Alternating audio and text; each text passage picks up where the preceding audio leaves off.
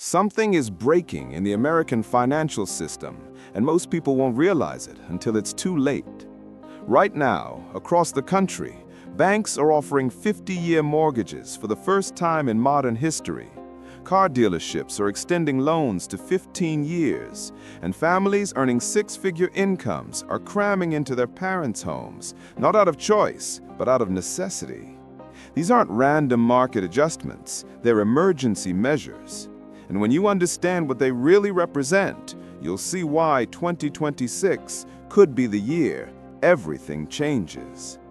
Before we go further, make sure you're subscribed and hit that bell icon. This story is developing fast, and you need to stay informed about what's coming. Let me show you exactly what's happening. In Cook County, Illinois, a homeowner just received their annual property tax bill. Last year it was $6,200. This year, without any improvements, without any warning, it jumped to $12,800.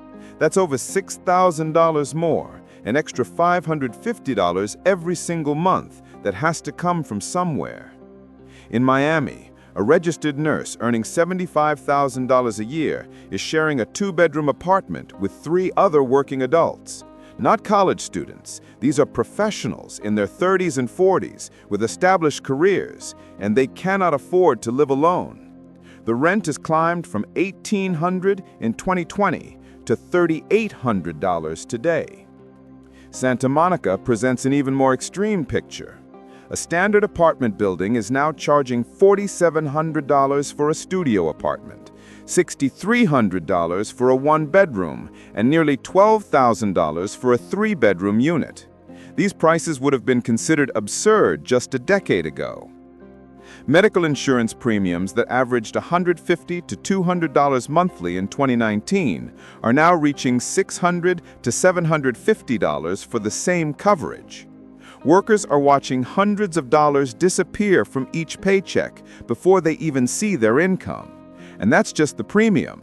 Deductibles commonly exceed $6,000 to $8,000. Grocery bills tell the same story. A family that once spent $180 weekly on food is now paying $450 for the exact same items. Eggs that cost $2.50 are now $6. Ground beef has jumped from $4 per pound to $8 or more. This is why 50-year mortgages exist now. When you stretch a loan across 50 years, you're not making housing more affordable. You're just making the minimum payment small enough that people can technically qualify. But you'll pay interest for half a century and likely never own it outright. These financial products aren't solutions. They're admission that the system is broken. Here's what makes this situation truly unsustainable. The core problem isn't just that costs are rising, it's that wages have completely disconnected from the cost of living. For the first time in modern American history, full-time employment with a college degree no longer guarantees financial stability. Let's talk about real numbers. A marketing professional with 10 years of experience and a bachelor's degree is currently earning $65,000 annually in a mid-sized city.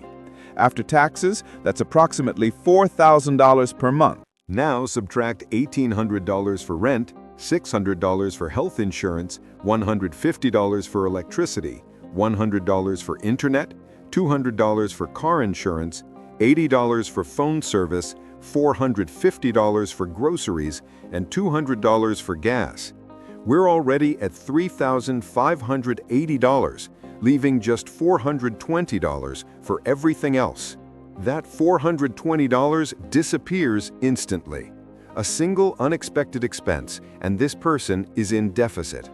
And remember, this is someone with a degree, a decade of experience, and a full-time professional job. Now consider someone earning $45,000, which is closer to the median income. After taxes, they're bringing home about $2,900 monthly. With the same basic expenses, they're operating at a loss every single month. This isn't poor financial planning. This is mathematical impossibility. Entry-level positions that once paid $40,000 to $45,000 are now offering $35,000 to $38,000, while requiring bachelor's degrees and multiple years of experience.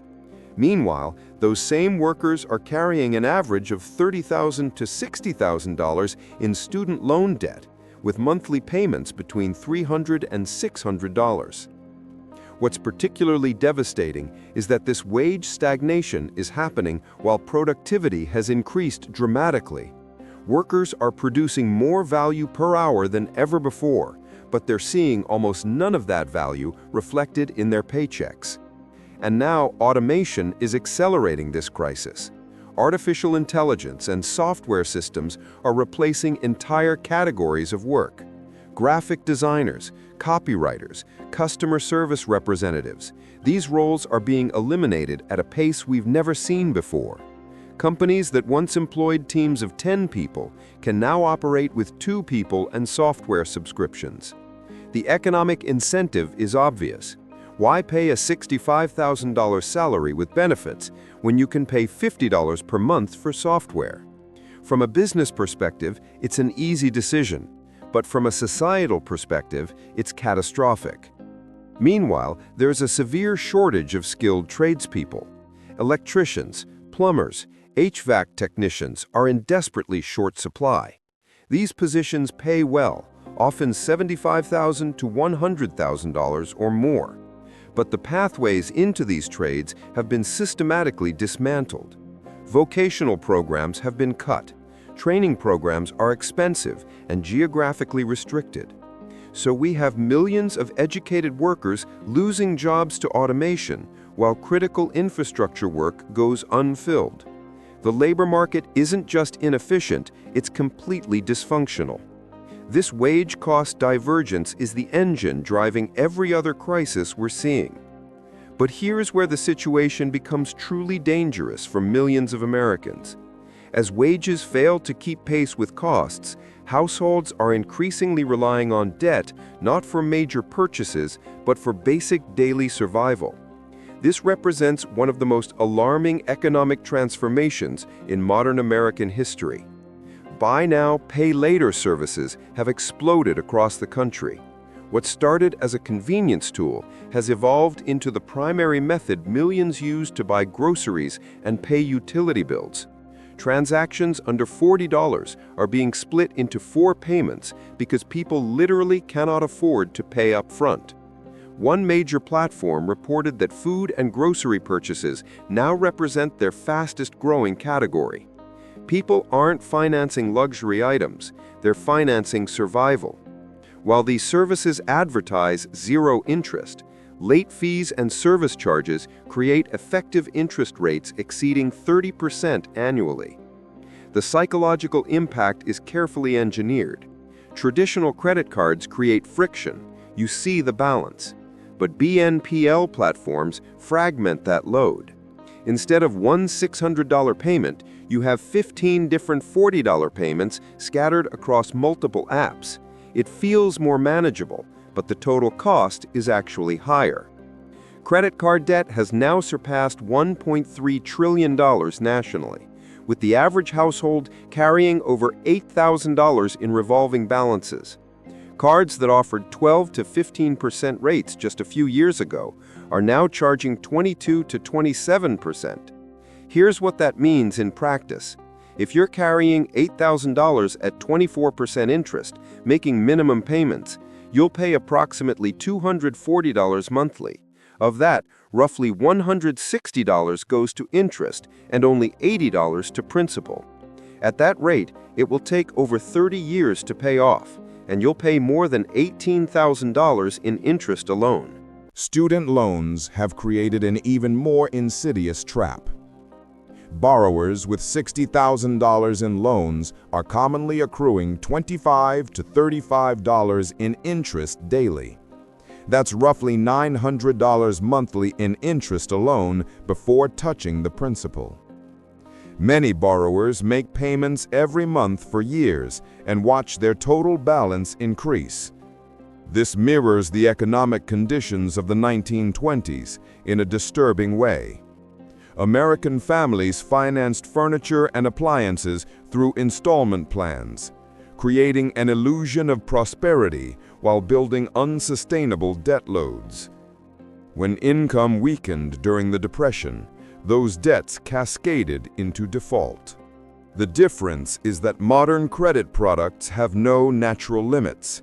Someone can have 4 credit cards, 3 BNPL accounts, 2 personal loans, and an auto loan, all accruing interest simultaneously. The fragmentation obscures the total burden until it's too late. And here's the critical point. This debt isn't financing growth or investment. It's financing survival. People are borrowing to eat, to keep the lights on, to get to work. When debt is used just to exist, it's a death spiral. Any shock immediately converts manageable debt into crisis. And this is why 2026 could be the breaking point. Multiple failure systems are converging at the same time, creating a perfect storm of economic pressure that the country hasn't experienced since the Great Depression. The timeline is already in motion, and the warning signs are everywhere. Federal debt is approaching $38 trillion, growing at a rate that far exceeds GDP growth. Interest payments now consume over $1 trillion annually. That's money that previously funded infrastructure, social programs, and emergency responses. As interest rates remain elevated, those payments will only increase. The labor market is facing a synchronized contraction. AI-driven displacement is expected to peak in 2026, with projections showing hundreds of thousands of white-collar jobs eliminated. Companies responding to higher borrowing costs are already announcing layoffs and hiring freezes. Housing markets are approaching a critical transition. Millions of homeowners who locked in 2% to 3% mortgage rates during 2020-2021 are approaching refinancing periods. When those loans reset to current rates of 6 to 7%, monthly payments will nearly double. A mortgage payment that was $1,800 monthly could jump to $3,200 or more. Property taxes are compounding this pressure. As cities face declining commercial tax revenue and rising pension obligations, they're turning to residential property taxes. Increases of 40 to 70% in a single assessment cycle are becoming common. A homeowner paying $8,000 annually could face a jump to $12,000, adding $300 to $500 to monthly housing costs. Insurance markets are also reaching breaking points. Home insurance premiums in Florida, California, and Texas have increased by 50 to 100% in just 2 years. Auto insurance has followed similar patterns, with some states seeing rate increases of 30 to 40%. Healthcare costs continue their relentless trajectory.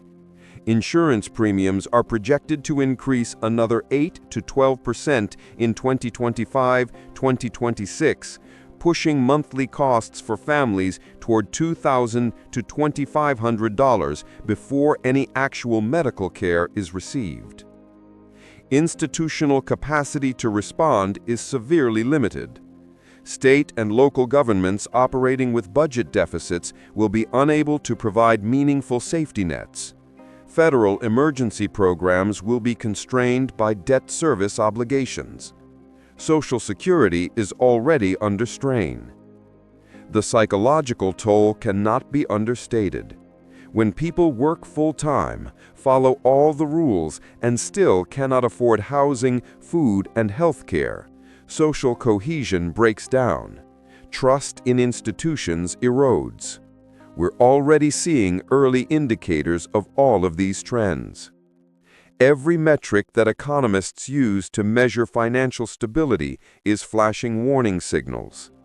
Debt-to-income ratios, savings rates, housing affordability indexes, they're all moving in the wrong direction simultaneously. The question isn't whether there will be an economic reckoning. The question is how severe it will be and who will bear the cost. Those living paycheck to paycheck, already drowning in debt, they're the ones who suffer catastrophic losses. What we're witnessing is the unraveling of an economic model that worked for decades but has now reached its breaking point. And when you lose the foundation, the entire structure fails. The evidence is overwhelming. The American economy isn't experiencing temporary difficulty. It's undergoing structural failure. 50-year mortgages aren't a solution, they're a symptom. And the Convergence points to 2026 as a year of reckoning. What do you think is the biggest threat to financial stability right now? Is it housing, healthcare, debt, or something else? Share your thoughts in the comments below. If this analysis helped you understand what's really happening, please like this video and share it with anyone who needs to see this information. And make sure you're subscribed, because this story is far from over.